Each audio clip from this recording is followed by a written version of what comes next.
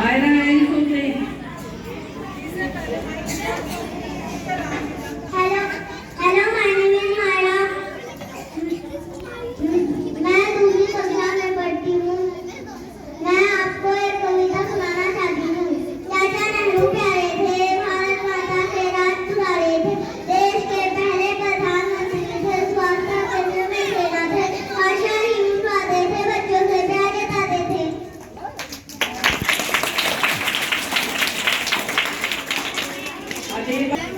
चाचा नेहरू प्यारे थे,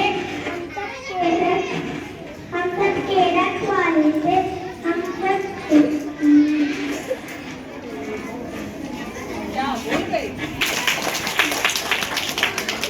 अब एक रंगा